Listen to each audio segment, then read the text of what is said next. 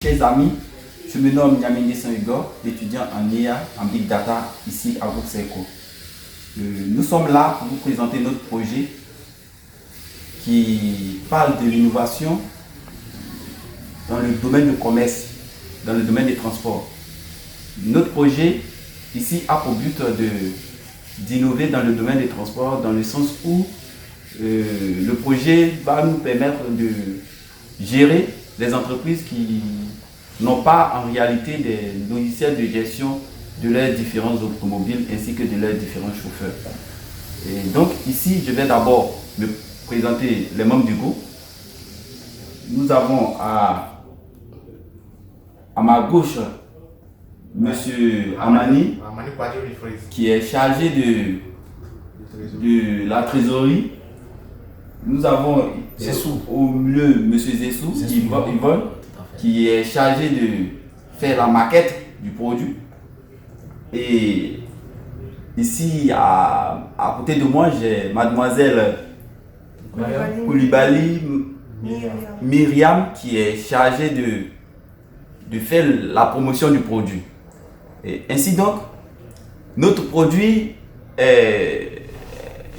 d'abord est un bon projet dans la mesure où, comme je l'avais dit, il va nous permettre d'abord d'automatiser les différentes tâches des différentes entreprises, des différentes sociétés de transport.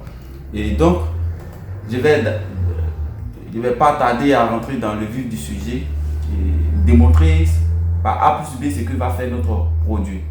Ici, cette interface présente ici l'image de la société. C'est-à-dire nous avons le nom de la société et ainsi que le nom du logiciel que nous avons.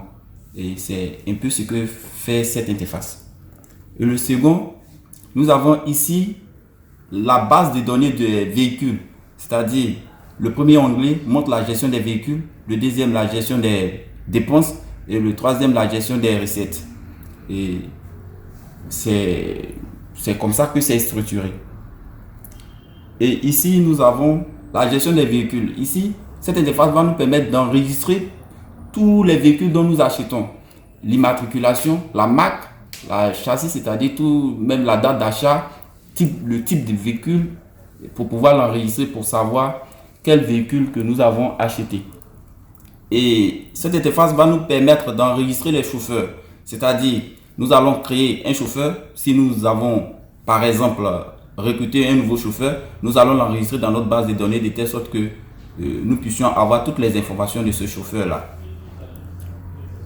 Et ici, c'est la création des fournisseurs, c'est-à-dire nous allons d'abord créer, quand nous partons payer par exemple un véhicule, nous devons savoir c'est dans quelle entreprise nous avons acheté le véhicule, au cas où il y a des soucis, pour que nous puissions nous rappeler du fournisseur. C'est un peu ce que fait cette interface.